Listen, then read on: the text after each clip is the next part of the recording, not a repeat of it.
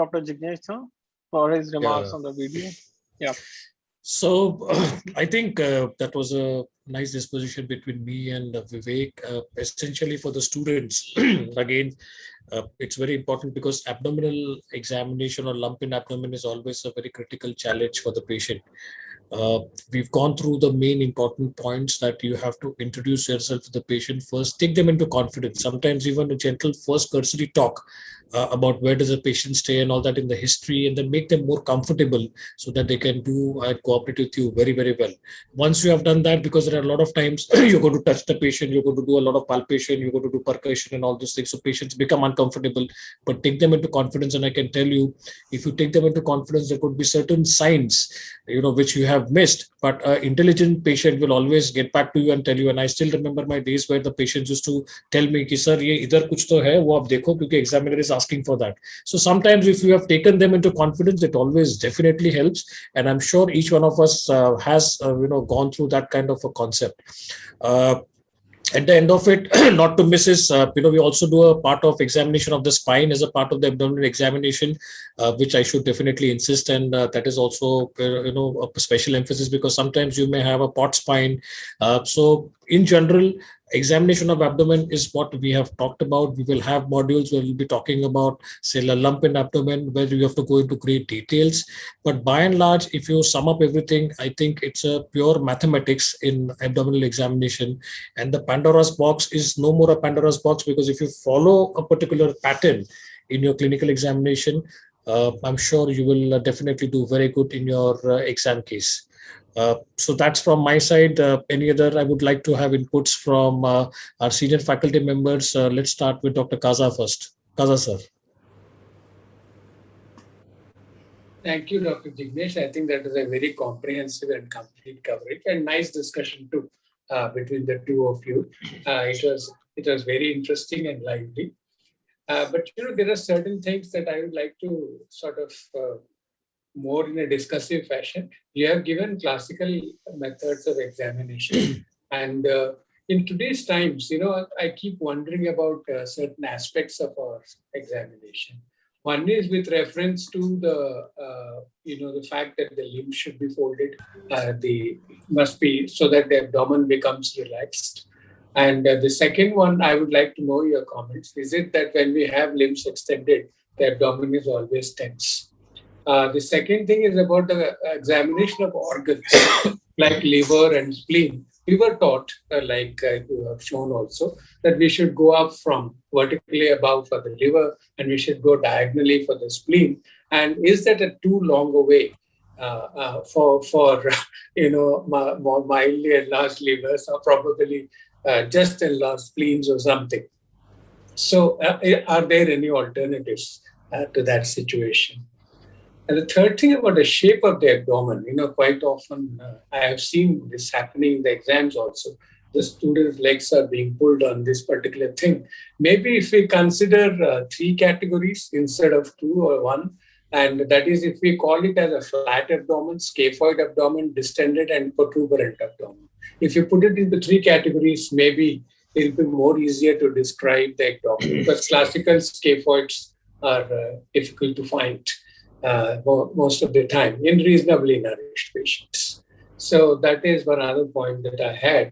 But otherwise, the discussion has been very illuminating. It is very both lively and illuminating, and I'm sure the students would have learned a lot from this.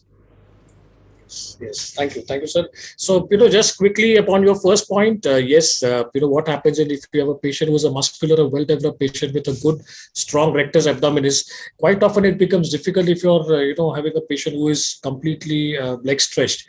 I can imagine in a protuberant abdomen where the muscle tone is weak, you can definitely go ahead and do your palpation too. Yes, it is right that you can have those combinations. But this was a question which was, given to me in my residency days, and it took me a couple of days to go to the anatomy hall and actually find out. And then that's where, the explanation of pelvis came in. That this is what happens when you relax the tension fascia lata. Because my boss used to tell me that, okay, you have flexed the hip, but why do you want to flex the knee joint?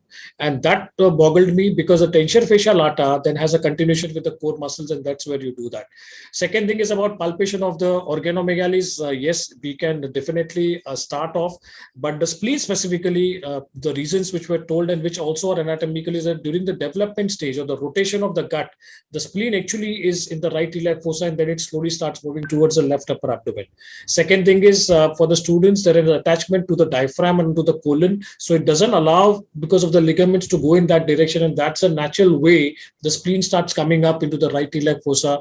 That's the reason we'll do that. But yes, smaller splenomegalis, you also have an insulating method which you can go behind the patient and just tell them to do that, or you can make a fold of the skin at the left costal margin and just try to make that bridge so that you can go into that when you're having a mild splenomegaly to palpate upon. And your rest of the points about the categories of the abdomen, I would absolutely agree, because it's always good to have viewpoints from all the examiners. You can have a flat abdomen, a scaphoid, and maybe a distended and a protuberant abdomen. I think that is a way, because this is one thing where the examiners are always, one will agree, one may not agree, and the student is always confused. So the one who is agreeing, they will always look at him, and that's the one of the trick which you should know. The one who is with you, you should look at him all the time, but don't miss on the others, because they should not feel offended. Dr. Kakkar, sir, any comments from your side, sir? You did an excellent job. I would just like to add a word or two. I hope you wouldn't mind. Not at all. No examination of abdomen, as you rightly said, is complete without examination of spine. In addition to spine is supraclavicular fossa. Okay. External genitalia. And in today's era, take a patient's permission and look for internal examination, that is per rectal or per vaginal examination. And last but not the least, examination of posterior part of abdomen, especially for the renal angles, in case the kidneys are enlarged, that should be looked into, because that is also a part of abdominal examination. Absolutely well said. So examination from the front, examination from the back, that will give you a comprehensive 360 degree about what's happening. Absolutely, point well taken. And lymph nodes, especially the left supraclavicular lymph nodes, because we know sometimes a small malignancy in the testicular area can have a metastasis in that area. So I think that covers up the entire spectrum. Dr. Geeta, any comments from your side? So just thinking, while you were doing, you divided the abdomen into 9 quadrants. So how, possibly the students also need to understand what would be the differential diagnosis. If you were to pick up a swelling, it does not necessarily have to be a hepatomegaly. If it is a umbilical swelling, it could be a mesenteric cyst. So, and mesenteric cysts can be very tricky. You can, if it becomes very big, it can actually go into the pelvis, and you may actually mistake it for an adnexal mass. So I think those differential diagnoses also need to be brought up very, very carefully. And for the supraclavicular node, yes, of course, your pancreatic malignancies, gastric malignancies, all of those can, give rise to a supraclavicular node, and that can change the stage completely. And like Dr. Kakkar said, the internal examination, I used to, actually, I should not be using the word delight, but it's always a delight when you pick up things which otherwise would come up only on imaging. So if you were to do a per vaginal examination or a per rectal examination, you were to find a Blummer's shelf. It's an enlarged gallbladder that you're feeling, and you can label her or him as a stage 4 just basis your examination, and then corroborate it with your imaging findings. So I think wonderful job, and Jignesh and Vivek, you have covered it beautifully. I think it's a treat for the students to watch things being done systematically. I think it is very, very important.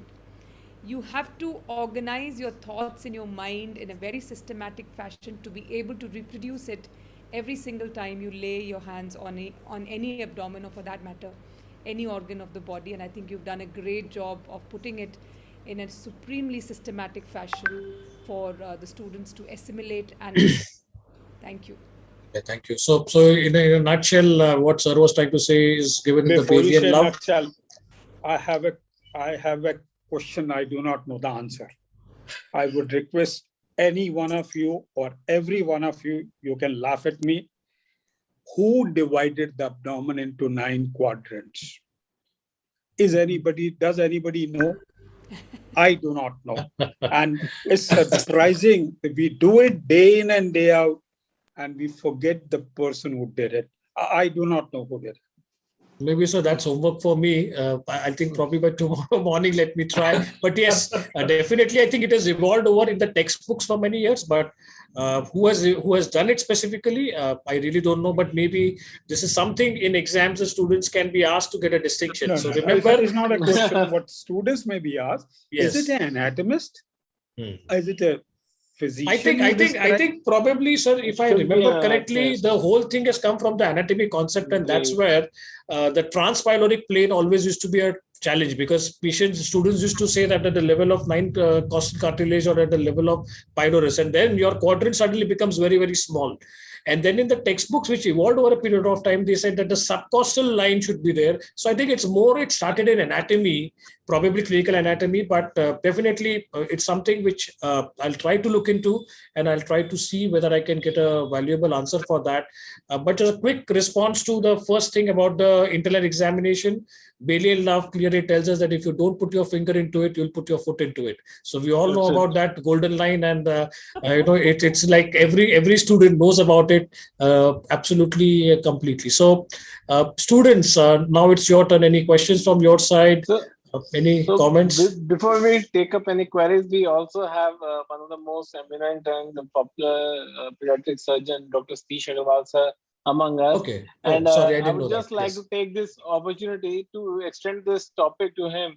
So, if he can add anything else when it comes to abdominal examination in a pediatric patient, if there are any more points that need more attention or that need to be specifically done in a child. So, your thoughts? Right. Okay. Am I audible, Mrinal? Yes, And sir. everybody? You are, sir. Yes, Right. sir. So thank you very much. First of all, my apologies. I joined a bit late. As usual, I sometimes reach home late, but that's besides the point. Whatever I listened to was a treat, of course, and it was a relearning for me about several aspects. As far as pediatric angle of examination of the abdomen is concerned, I will be taking a separate session on acute abdomen in children, and I will cover most of that in that session. However, because we've had such a lively discussion on the need and the appropriateness of rectal examination and internal examination, I would like to highlight certain points if I am permitted. So first of all, rectal examination is not a part of kind of a routine examination in childhood examination of the abdomen. That's number one. So we do not unnecessarily bother a child because it is not only distressing to the child, but it disturbs the family and the child starts crying. So use your discretion. Where it is necessary, you must insist. And I'll give you two classical examples where a simple rectal examination was instrumental in suspecting a diagnosis. And this has happened personally several times. One example is if you have a child with constipation, always put a finger in the rectum. And I have had surprises in the shape of a presacral mass causing obstructive symptoms to the rectum. And the child had had a rectal biopsy done to exclude Hirschsprung's disease, because what comes to your mind is common things. And I'm not exaggerating. I'll find that X-ray of contrast enema somewhere in my collection, a large presacral mass presenting as constipation. Another example, a child presenting to casualty with recurrent bouts of retention of urine for unknown reason. A small child, infant. You've worked up for stones, you've done umpteen numbers of ultrasounds, nothing matters. He comes to casualty in the night, gets himself catheterized once, goes home. Until one day, somebody puts a finger in his rectum to pick up a prostatic rhabdomyosarcoma. So such things can be missed. So if you have pelvic symptoms, rectal symptoms, bladder symptoms, please do put your finger in the rectum with permission. And do this with your little finger, not with your index finger. Sphincters are often very tight. Allow some time for the child to relax. Make friends with the child before you touch his abdomen.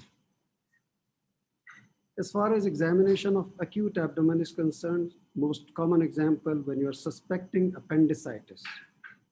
Now, the children who have suspected appendicitis will reach a pediatric surgeon after having gone through some pediatric opinions, some ultrasounds, maybe a CT scan. Please do not look at the reports of ultrasound or CT scans. Insist on getting the examination of the child yourself. And when the child comes to you, do not expose his tummy just like that. If the child is a small child who cannot communicate with you, I prefer to examine the child while he's still comfortably resting in the mother's lap. So I'll change my position because my primary aim to exclude or to suspect appendicitis is if I can elicit some degree of peritoneal irritation in this child. It may not be in the right iliac fossa, it may be right hypochondrium, because we know that in children many a time the cecum is wandering. It may be in the right iliac fossa, and they're not very far apart as in adults. So if I put my hand and just observe very carefully what is happening to the child's face. Is he getting up from sleep? Is he wincing? Very gentle pressure on the abdomen, not on the exposed abdomen, but through the clothes while the child is still in the mother's lap. If you ask the mother to lay the child on the couch, you have lost the opportunity because the child will wake up, he will start crying, and then you're lost. So that's about, very briefly, the difference of examination of a child and adult. One question I would like to ask to every panelist here is how much importance do we give today to the finer points in the examination, say for example, colonic band of resonance. In last several years, maybe 25 years, I've never been able to elicit this sign. In fact, in children, I most often tell, at least these days, ever since corona epidemic has happened, that colons are not filled with gas, they are filled with solid fecal matter these days. They come with chronic fecal retention and not gas. So how important is this band of colonic resonance? I really wonder. Second, I've seen several clinics where if you suspect order an ultrasound, you don't go to an ultrasonologist. The clinic itself has, the clinician has a handheld ultrasound machine. And I know urologists who carry bladder scanners to see how much urine is there in the bladder if you want to comment on post-void residue. So we are living in an era where everything is advancing. So is ultrasound becoming a part of clinical examination? That is a question. And second, do we bully students on these finer points of examination? Sometimes I just wonder, I ask myself, am I doing the same test in the OPD every day? The things that we are asking the students? So if somebody could throw light on that. Thank you. So actually, you have just echoed my thoughts. I had that question in my mind and I had Professor Kakkar to respond to that. I wanted to pose that question to Sir because I think he has the most experience among all of us, and we used to be really taken apart on clinical examination. Bullied badly. I've seen people failing on these small points. I would request Dr. Kakkar sir to respond to that. How relevant is the old techniques and relevance of proper clinical examination in today's era where ultrasound is so readily accessible and we have all kind of imaging modalities at our disposal. So, sir, your thoughts, please, sir. And sir, before Dr. Kakkar takes over, one more thing which Dr. Kakkar highlighted, and I'll echo my thoughts on it, and that's the examination of the renal angle and the spine. Now, in pediatric age group, we deal with several renal masses and renal pathologies, hydronephrosis, Wilms tumor, other tumors of the kidney, and several things. So we feel that looking at the renal angle is very, very helpful. You have an opportunity to compare the two renal angles. If you just bare the back and have a look at there. Spine, many a time you'll find scoliotic spine in a child. Say, for example, he has a empyema, or he has one inflammatory pathology, a chronic inflammatory pathology on one side of the abdomen, or a big lump in the abdomen. Spine will be scoliotic. Many a time the child will come with bladder bowel symptoms, retention, constipation, and copresis. You look at the back and there is a big mass in the center of the back. Occult spinal dystrophism has normal skin, but slight bulge on the back, and there is the diagnosis. It's an occult spinal dystrophism. It's a neurogenic bowel bladder and nothing else. So spine and renal angles is a must. Everyone should comment that the spine is normal. Similarly, genitalia. A pediatric examination is incomplete if one doesn't comment on hernial sites. Many a time, small points. Many children will have an operation for a hernia.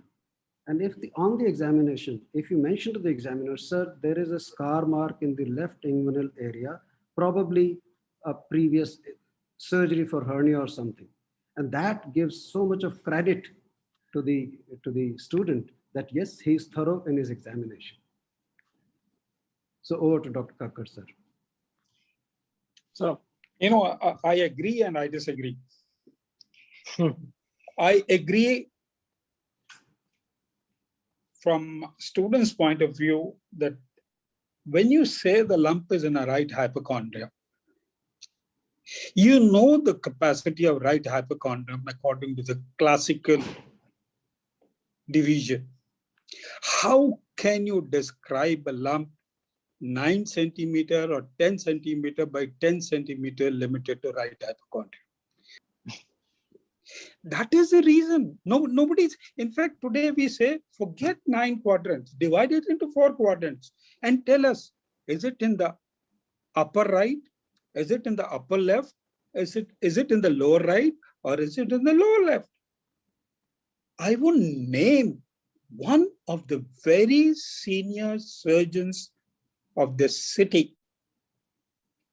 He couldn't make it in his first attempt in MS examination because he said the lump is in umbilical region and the lump was triple the size of umbilical quadrant. And examiner kept asking him, are you sure it is in the umbilical region? He said, yes, sir, it is. He made him ultimately measure it with the tape and he said, now tell me, man, is it in umbilical region? Now you tell me, is that justified? Agreed, examiners can be bully-minded. I'm willing to admit this happens. And if one of the things which Britishers say or used to say was examiners like hunters, which today things have changed. Don't think examiners go with an idea of pulling you down, but you sometimes ask for it. They have not come with a standard set of questions to ask you. The questions will be from what you utter, what you answer. And the dictum is, if you lead an examiner, you are through. If the examiner leads you, well, God only knows where you will end up. I hope I've summed up the queries that you raised. So, but what about what is the relevance of clinical examination in the era of ultrasound and newer modalities of imaging that are readily available? How strong one should? Yeah. Shall I be very clear? Yeah, of course, sir. I hope the ladies and the gentlemen would excuse me. You got a breast patient. Would you straight away take a patient for mammography or ultrasound? If a patient has got a lesion in the rectum or has got an hydrocele, would you straight away go get an ultrasound done or would you like to examine a patient? Number one. Number two, if you do not touch a patient, if you do not communicate with the patient, How will you develop a rapport? How will you win over the confidence of that person? How will you show your empathy to him? And not only today and not only earlier, even any day, 50%, if I may be excused, of treatment is a communication, a touching, a listening.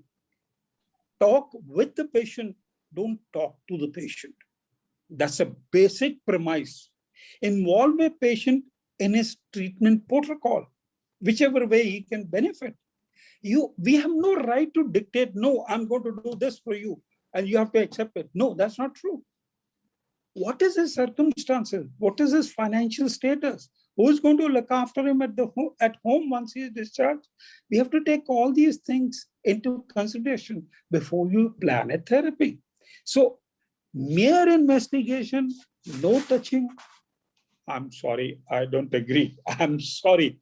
I would never be comfortable if I were a patient or if I were a physician or a doctor treating a patient. Sir, I am sure Mrinal did not mean that.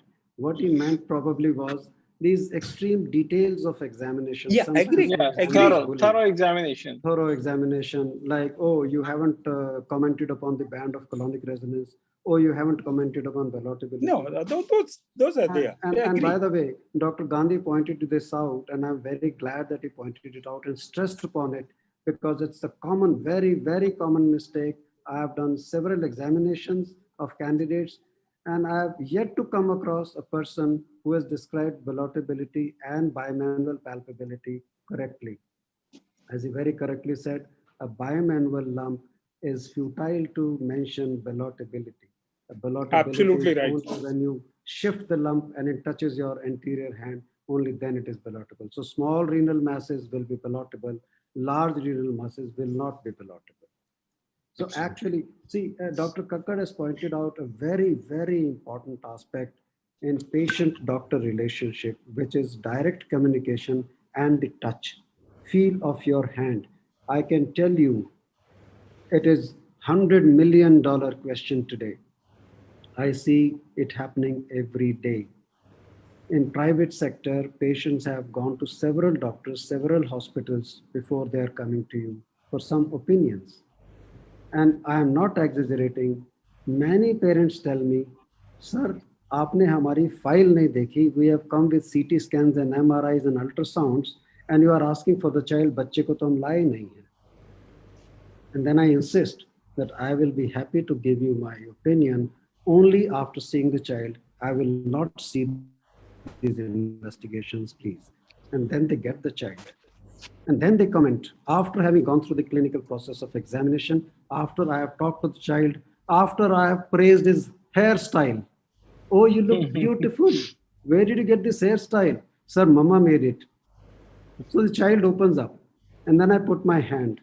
I may not be able to pick up many findings.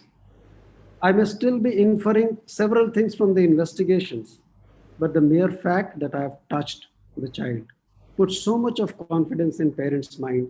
And very often they tell me, sir हम बच्चे को इसलिए नहीं लाए थे क्योंकि पहले 10 डॉक्टरों ने देखा, किसी ने बच्चे को देखा ही नहीं. हम बच्चे को लेके गए थे, उन्होंने इन्वेस्टिगेशन देखी, इसलिए हम अब भी नहीं लाए. So that's the kind of attitude that we doctors are falling into, a trap of investigative modalities of getting at a diagnosis, forgetting that the first thing you have to establish is relationship with the child, with the family. When a patient comes to me in the post-op follow-up and is doing good, I always make it a point to praise the mother. Well, mom, you have taken very good care of the child. It's because of you that your child is good. And they feel so happy. So communication, touch is very essential in clinical examination and establishing a doctor-patient relationship. Thank you, sir, for bringing this out. Thank you.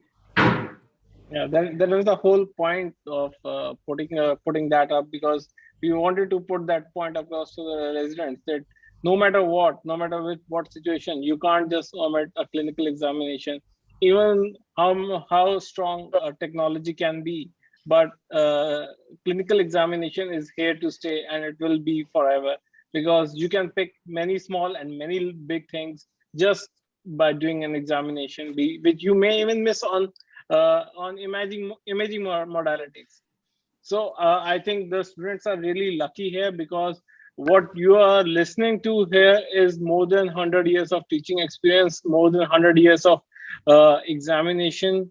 All these faculties, they are very senior. They have so what you are hearing from them is like the trade secrets of passing an examination, of what the examiners actually want to hear from you. So I would ask now Dr. Geeta to conclude the session and to just wind up and to summarize the whole evening for us. Thank you very Rinal, much. somewhere along the line, Yes. Yes, sir. Rinal, Yes, sir. somewhere Yes, sir. along the line, I am also sitting. And I just like to make a point. You've totally forgotten the situation. You see, the point remains, I think you can border on the ridiculous if you go to either of the extremes. That means if you're too dogmatic, then also you're being ridiculous. And if you're, on the other hand, if you depend totally upon the investigation, that's also ridiculous. But then I sort of thought this is probably not the discussion which should go to the postgraduates. They should get the classical methods which Dr. Gandhi is so beautifully outlined, actually.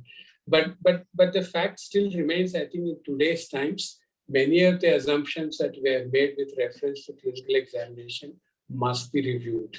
And we must bring the whole thing back into focus in today's context. It's going to happen, and it will probably enter the textbooks someday, so that the examinees get the benefit. And probably, and at the end of it all, the examinee, being a candidate in a nervous state of mind, should get some benefit. I'm sure, sir, all the residents must be very pleased to hear those Yes. last words from you for the end of the session. So that would be very heartening to them. I'm sure of that. Thank you, sir. Thank you, sir, for your input. So, Dr. Geeta, ma'am, please. Thank you very much. And I also believe that examination, communication, just holding the patient's hand, and all these things are never going to go out of fashion. Because you must realize that you will go out of fashion if you were to omit these basic fundamental needs of a human being. And I also think it is a good habit to look at your investigations yourself. You don't have to be a radiologist, but putting up, I am always in this habit of putting up the mammogram film first. I don't read the report. It's just a habit that I've cultivated, just to, see what I see. And there have been times when I picked up things which the radiologist missed, and vice versa also. But it's something that I think is a good habit to develop. And all these bits about, inspection, palpation, percussion has got more to do with due diligence more than anything else. It, like I said, you have to be systematic in your behavior. Only then, as you grow older, you can condense it into a smaller piece, and then get the same kind of information. I'm not saying that if you were to do those 4 steps only, then you get complete information. You can condense it into a smaller version which works for you. But you have to get to that point, and before that you get to that point, you have to follow due diligence. But like Dr. Kaza said, very, very important to review, because we have to spend our time and energy on things that matter and give us the maximum information, rather than trying to dwell upon possibly a replication of the information that we possibly get at step 4 instead of doing step 2 and 3. So that's what I think.